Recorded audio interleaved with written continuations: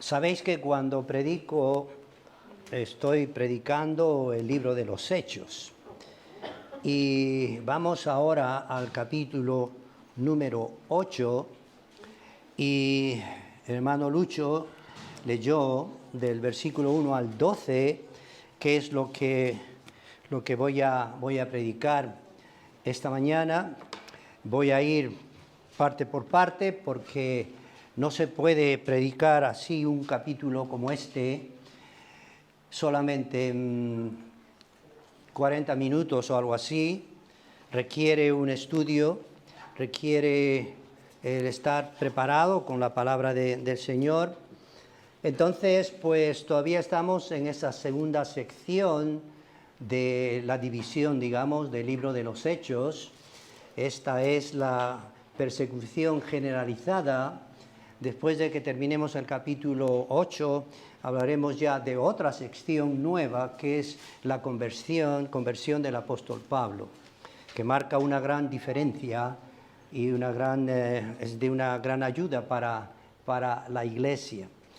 Y como tema principal he puesto yo misión de la iglesia perseguida. Y os pregunto, ¿está la iglesia perseguida hoy? En algunos lugares sí. Y está en aumento. Entonces, pues esa es la misión que nosotros tenemos, aún siendo perseguida, de hablar acerca del Señor. Os di anteriormente, cuando entramos al capítulo 8, solamente os di una introducción, nada más. No sé si habéis notado, una introducción que hablaba y explicaba sobre Saulo de Tarso. Su nacimiento, su educación, muchas cosas sobre este hombre, Saulo de Tarso, y que luego vino a ser el apóstol Pablo, que en un principio podríamos decir nosotros cómo es posible este hombre malo contra la iglesia y cómo vamos a decir que es una bendición. Es una bendición, porque el Señor tenía un plan muy grande para este hombre y este hombre vino a ser una gran ayuda y una gran bendición para la iglesia. Por eso os di esa introducción y también os había dicho que hay muchos enemigos de la cruz de Cristo hoy en día y está abundando, y también debemos pensar nosotros que antes de nuestra conversión éramos enemigos de Cristo. Pero debemos darle gracias al Señor que cuando nos arrepentimos, Él nos salvó, Él nos perdonó, nos dio una vida nueva, y entonces estamos agradecidos, y al estar agradecidos debemos entonces pues seguir adelante predicando, hablando, anunciando la salvación de Cristo, y eso es una bendición para los cristianos. Y también mirando en una manera así general el capítulo 8, vemos sí a Saulo de Tarso haciendo de las suyas, pero vemos también a Felipe, el evangelista, que está haciendo un trabajo muy bueno, no solamente en Samaria, sino en Azoto y en Gaza, y luego se fue por las otras regiones de Cesarea. Y también vemos con gozo la participación de Pedro y Juan. Ellos deberían estar en Jerusalén porque era su responsabilidad, pero como vieron una cosa maravillosa en Samaria, entonces ellos pues decidieron también ayudar y hicieron ahí una participación muy buena. Estoy hablando de Pedro y Juan. Y sabemos esto, que os dije que los cristianos estaban siendo perseguidos y se esparcieron. Dice, por las tierras de Judea y Samaria, salvo los apóstoles. Ellos tenían que quedar ahí en Jerusalén. El versículo 4 dice, pero los que fueron esparcidos iban por todas partes anunciando el Evangelio. ¡Qué valentía! ¡Qué bello! Iban por todas partes anunciando el Evangelio. Y claro, cuando hablamos de Felipe, su ministerio en Samaria fue un ministerio muy, muy positivo. El Señor utilizó a este hombre de tal manera que ese trabajo de predicar de Cristo era fructífero. Y claro, como os dije, estos dos apóstoles, Pedro y Juan, vinieron a ayudar en el asunto de recibir el Espíritu Santo a los nuevos convertidos. Os explicaré esto un poquito más en detalle. Y también en este capítulo vemos pues el trabajo de Felipe, yendo por muchas partes, y también el trabajo de Pedro y Juan, yendo por muchas partes, sobre todo en Samaria. Samaria recibió una bendición tan grande que a mí me llena de gozo y alegría cómo es que eso fue. Y no solamente en Samaria, sino en toda Judea, en Samaria. Y luego si vemos y analizamos el libro de los Hechos, precisamente se cumplió esto.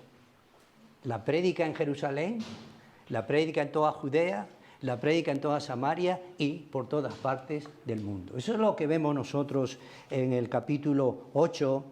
Y quiero hablar al principio, ya enfatizando un poco más sobre la agresividad de este hombre, Saulo el perseguidor, y que el Señor nos ayude a entender aquella vez, porque nosotros somos muy fáciles de no entender la historia muchas veces, sobre todo de la iglesia, pero os quiero que vosotros penséis ese momento en que ellos estaban, tan difícil, y que nosotros también podamos darnos cuenta de lo que puede pasar con nosotros. Por eso quiero hablar de consecuencias y de resultados. Y claro, vimos esto, y lo repito una vez más, sobre esta persecución por la causa de Cristo, y los creyentes pues se dispersaron, se fueron por todas partes, y vemos que esto nos da una visión muy grande sobre la misión de la iglesia perseguida. La persecución de Saulo a la iglesia iba en aumento.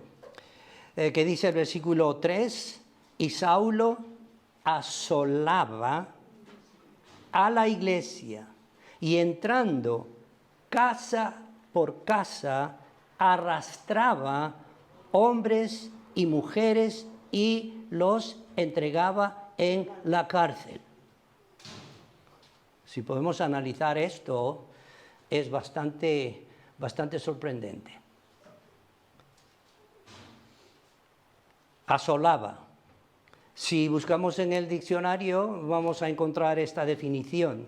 Asolar es destruir, es arruinar, devastar completamente un territorio o personas, es echar por el suelo hasta que no quede nada en pie. Entonces, eso es lo que estaban sufriendo esos cristianos, y no solamente, sino que estaban siendo arrastrados y metidos en la cárcel.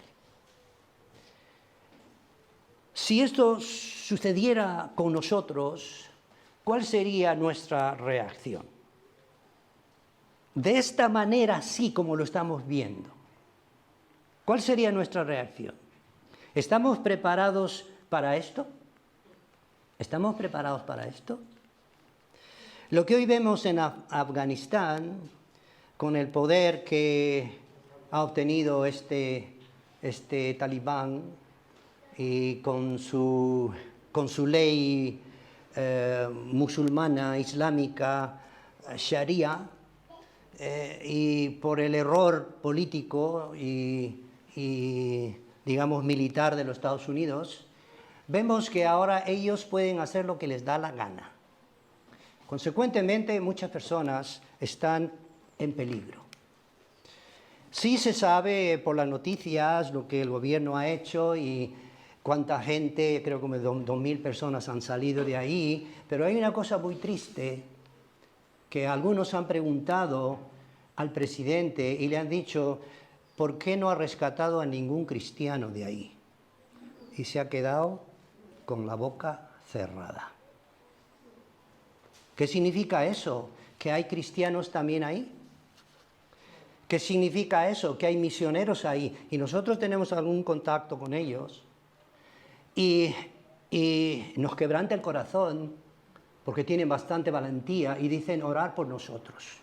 No nos queda otra cosa que esperar que el Señor nos ayude de acuerdo a su voluntad. Esto es lo que estamos viendo, esto es lo que estamos viendo, y peligra la gente, la vida de mucha gente, y pues orar mucho por Afganistán, orar mucho por los cristianos que están ahí. No sé si honestamente vosotros lo estáis haciendo, debemos hacerlo, porque ellos están viviendo una situación muy, muy difícil ahí. Bueno, las consecuencias que nos cuenta el libro de los Hechos Lucas, que nos cuenta de aquella vez, pues vemos que había ese problema de persecución, pero también vemos los resultados. Los resultados, ahí en el capítulo 8 de este libro, vemos que los cristianos no se acobardaron. ¡Qué buen resultado! No se escondieron. Y uno se puede preguntar, ¿pero cómo es posible que no se escondieron? ¿Cómo es posible que no se acobardaron? Que eso sea de ejemplo para nosotros. Y en verdad, ellos fueron valientes. La persecución esparció a la comunidad cristiana de Jerusalén y positivamente impulsó el primer alcance misionero de la Iglesia. Entonces debemos seguir ese ejemplo. Terminando ya esta primera parte, como aplicación, ¿qué vemos aquí?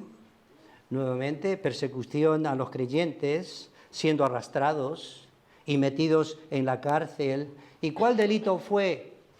¿Cuál fue el delito de ellos? De amar al Señor, de tener su fe en el Señor Jesús. Y por esa causa, vemos que el enemigo, vemos que el mismo Satanás odia a los creyentes. Tenemos que saber esto, odia a los creyentes y hace que las autoridades políticas y religiosas de toda índole los odien también. Esta es la situación que ahora estamos viviendo y que no nos sorprenda, no nos debe sorprender. No quisiera que alguno de vosotros diga, ay, pues pastor, yo no sabía esto. Esto está cerca de nuestras puertas, sí, pero ya están metidos dentro. Que no nos sorprenda. Porque vemos ahí en 1 Pedro, que lo vamos a ver, 1 Pedro en capítulo 4, hay unos versículos muy interesantes que nos muestra, empezando con el versículo 12, dice, amados, no os sorprendáis del fuego de la prueba que os ha sobrevenido como si alguna cosa extraña os aconteciese. ¿Entendemos esto? Yo creo que sí. Versículo 16. Pero si alguno padece como cristiano, no se avergüence, sino glorifique a Dios por ello. ¿Sí? Glorifique a Dios por ello. Versículo 19. De modo que los que padecen según la voluntad de Dios encomienden sus almas al fiel Creador y hagan el bien. Esto es lo que nos enseña la palabra del Señor. Y claro, el segundo punto lo vemos también en capítulo 8 y vemos a Felipe el Evangelista. Felipe el Evangelista. En cuanto a él, no se sabe exactamente su origen. Muchos creen que fue un cristiano samaritano que estaba ahí, muy fiel en el Señor. Otros creen que quizá fue un creyente judío, de este grupo de los que se adaptaron a la vida de los griegos helenistas. Pero su ministerio más conocido fue en Samaria, y también, como os dije, en Gaza, en el desierto. No sé si podéis ubicaros. Es bueno que sepamos geografía, Aquí vemos Galilea, Samaria y Judea. Lo que estamos enfatizando es Samaria. Galilea, Samaria y Judea. Entonces, estas regiones, cuando vemos de Gaza, Gaza se va mucho más para el fondo de Israel, donde están estos siempre disparando y matando a los de Israel. Hay una lucha siempre. En Gaza son los antiguos filisteos y son los palestinos, no sé si sabéis de aquello. Y luego se fue a Osoto, pues se fue un poquito más para arriba del oeste, del mar Mediterráneo, y se fue hasta Cesarea, un poquito más para el norte. Fue el trabajo y el ministerio de Felipe. Vemos entonces que fue ahí un trabajo muy bueno, y la misión en Samaria lo vemos del versículo 4 al versículo 13. Y este fue un ministerio, como dije, muy provechoso. Y tuvo la oportunidad, pues, esa gente de oír la palabra del Señor. Y alguien que se puede preguntar y decir, ¿quiénes son los samaritanos? Bueno, hay mucho para saber, mucho para estudiar, pero en resumidas cuentas, Samaria era la antigua capital del reino de Israel que cayó bajo el poder de los asirios, ahí por los años 722 a.C., después de más de 200 años de idolatría y de rebelión en contra de Dios, hablando de esta gente, pues de Samaria, los asirios trajeron gentiles para poblar la región Semer, que es Samaria, y esto resultó en una mezcla de judíos y gentiles que llegó a conocerse como los samaritanos. Entonces, cuando hablamos de los samaritanos, es gente mezclada de origen de los asirios y de los judíos. Y os voy a leer lo que dice, escuchad por favor, que dice lo que dice en Segunda de Reyes 17:24, dice: y trajo el rey de Asiria gente de Babilonia, y luego las regiones de Cutá, de Aba, de Amat y de Safarbaín, y los puso en las ciudades de Samaria en lugar de los hijos de Israel, y poseyeron Samaria y habitaron en sus ciudades. ¿Qué quiere decir eso? Que hubo ahí una mezcla. Y esos son pues los samaritanos. ¿Y qué hacía Felipe en Samaria? Ya sabemos nosotros lo que hacía. Vamos por partes. Anunciaba el Evangelio. Vamos al capítulo 8, el versículo número 4, que también está hablando de los demás cristianos. Dice: pero los que fueron esparcidos iban por todas partes anunciando el Evangelio. ¿Y ustedes no creen que también Felipe lo hacía?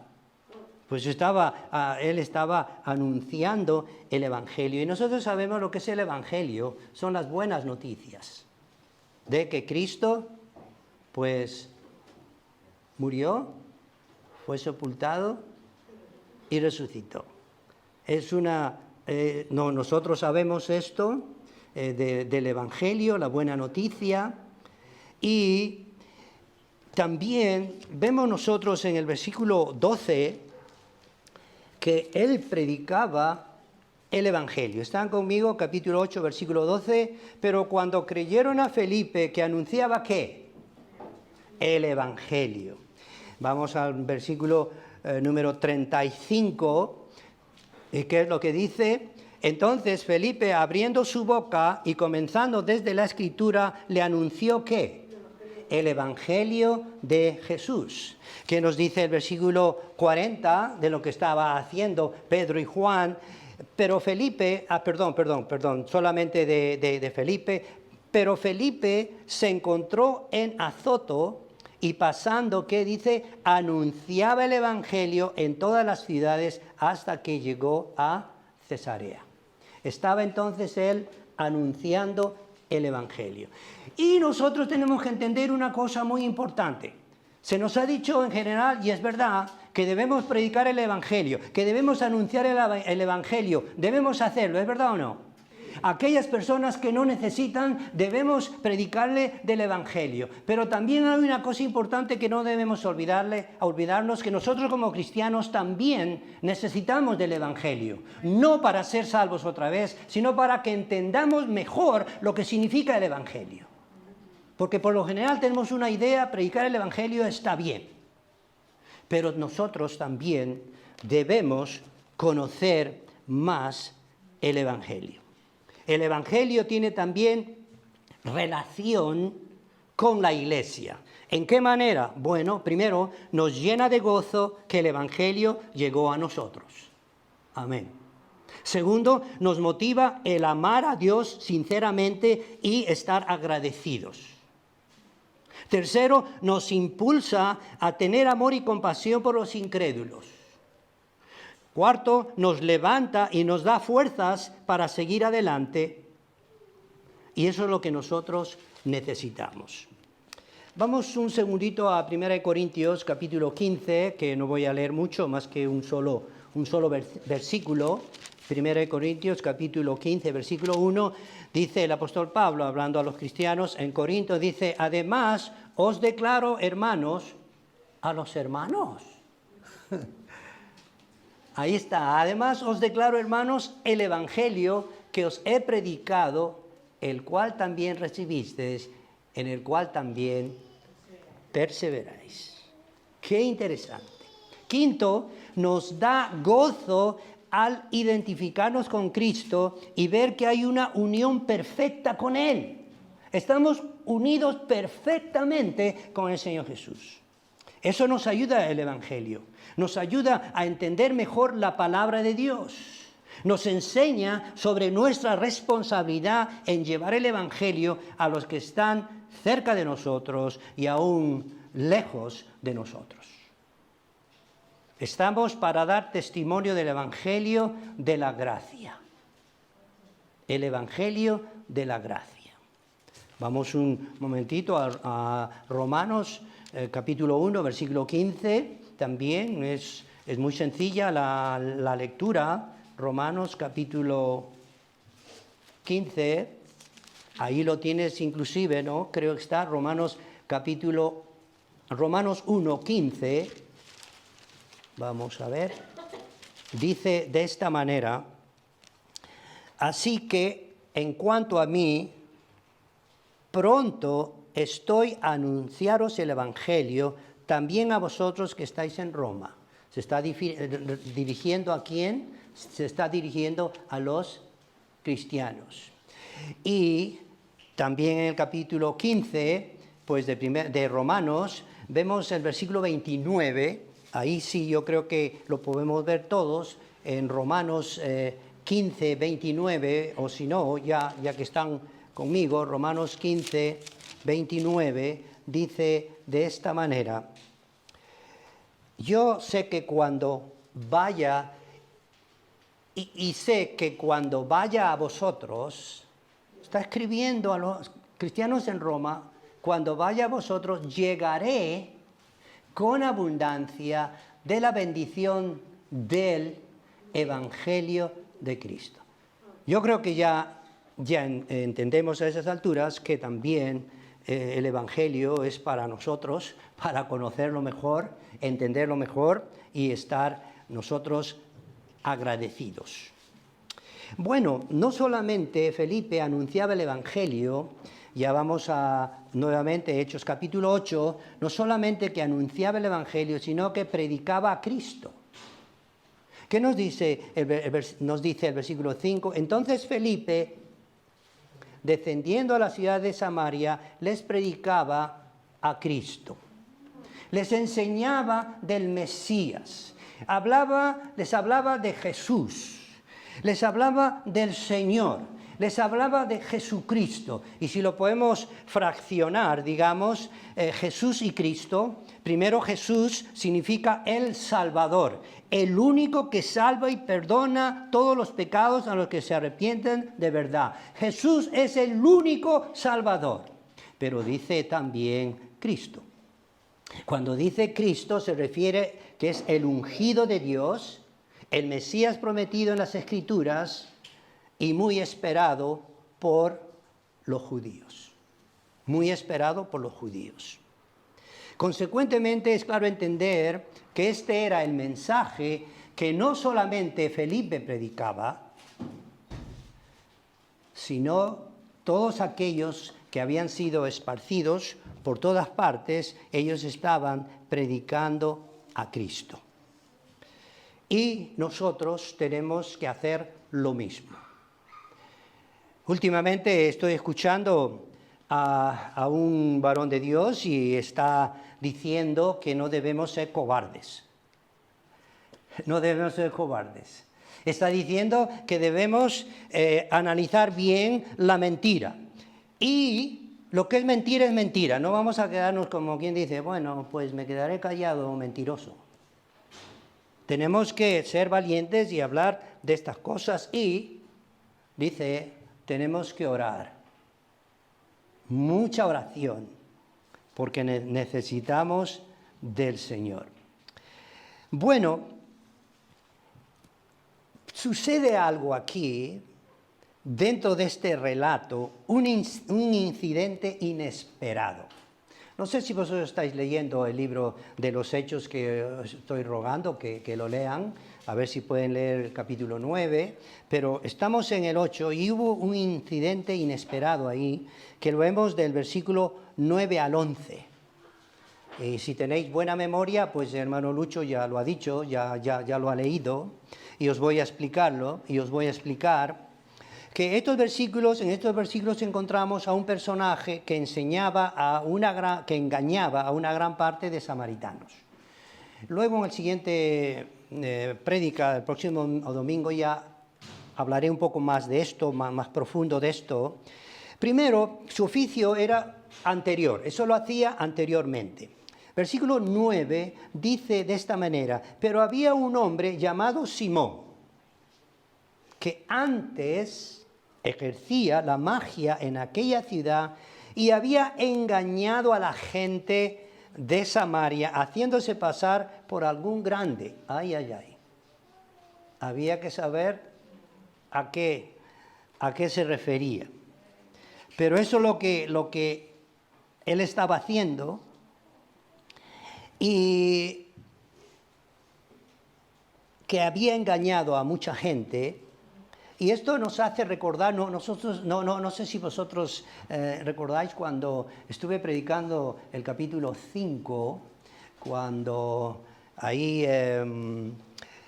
hablé sobre un tal Teudas y Judas el Galileo, que tuvieron un carisma muy grande y mucha gente les siguieron, y ellos también tenían algo como de que se creían algo especial, que parece que se creían ser el Mesías.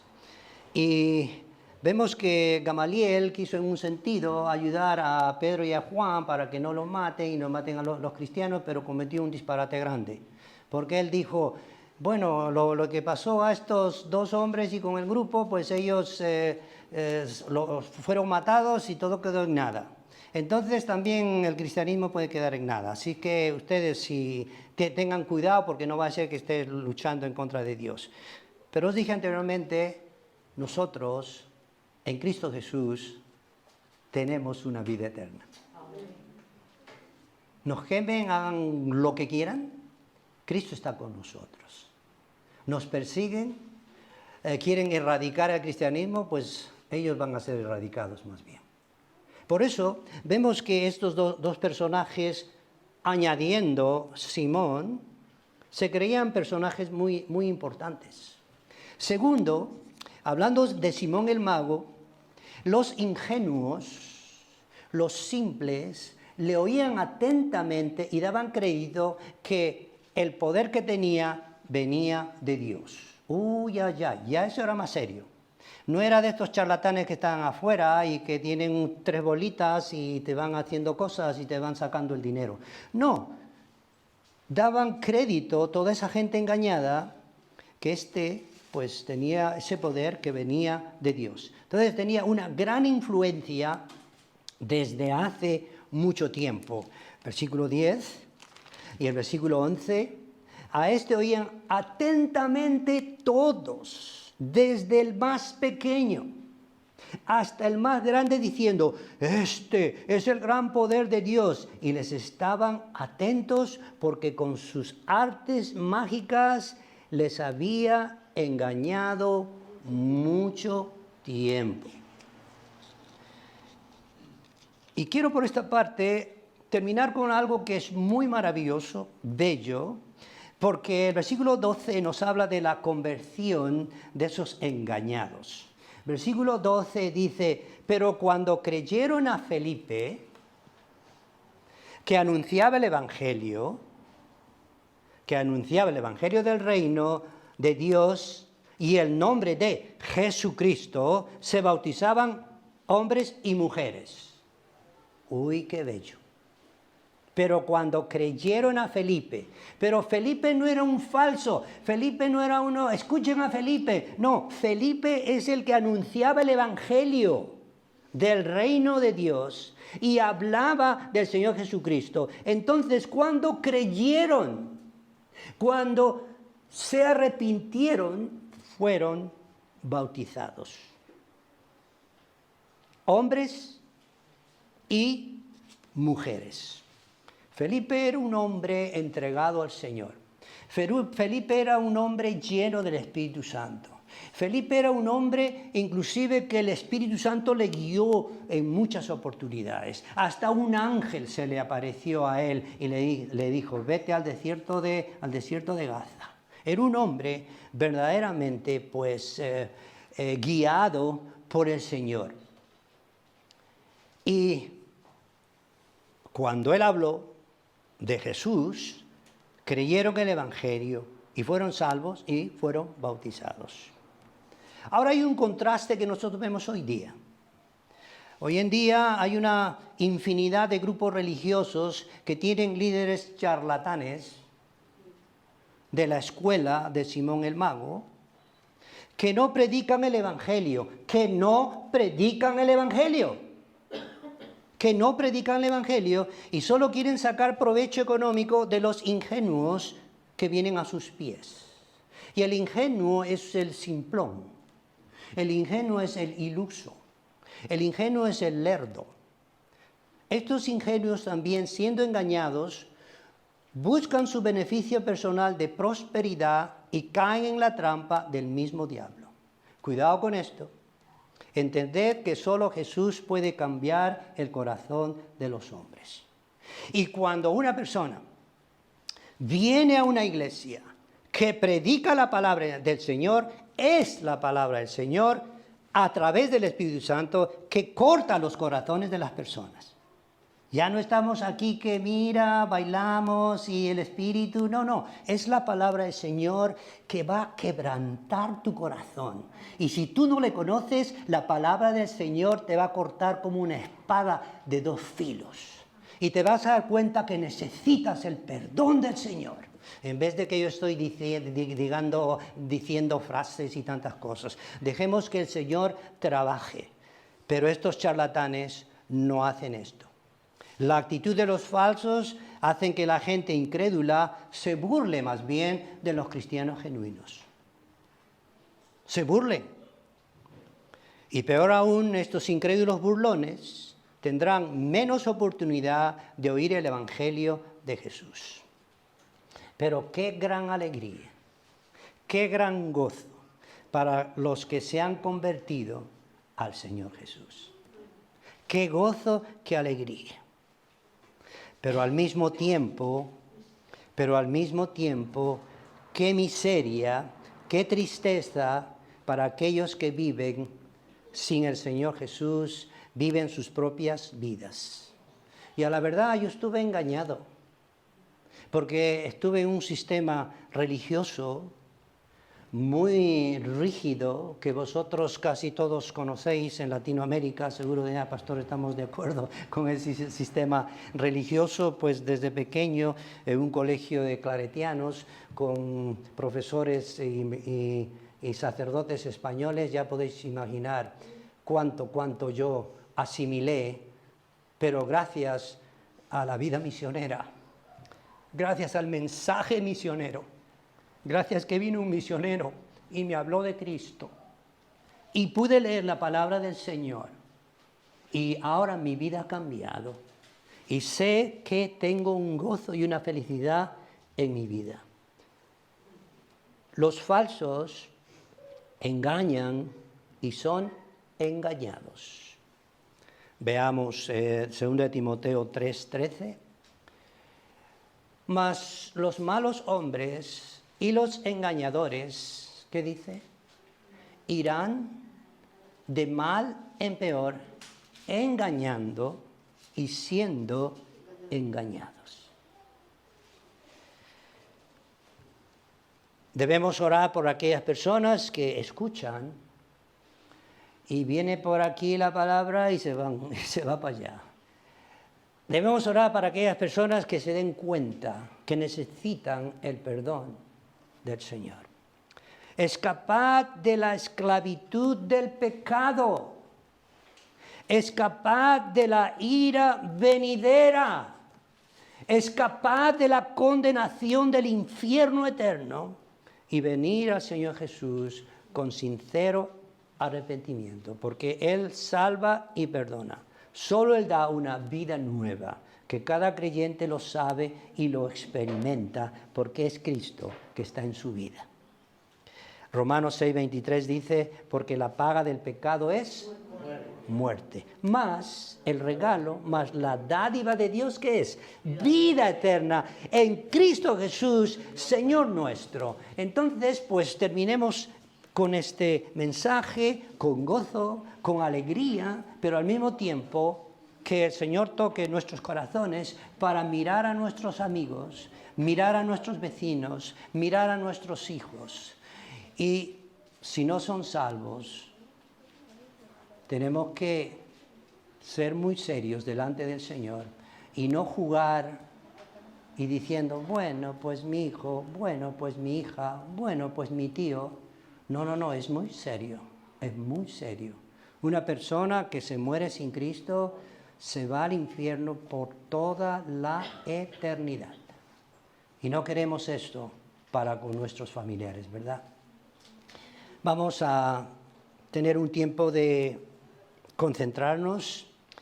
Si queréis cerrar vuestros ojos, cerradlo, pero así pensar y decir, Señor, wow, tu palabra es muy clara y nos hemos dado cuenta de cuánta verdad hay aquí.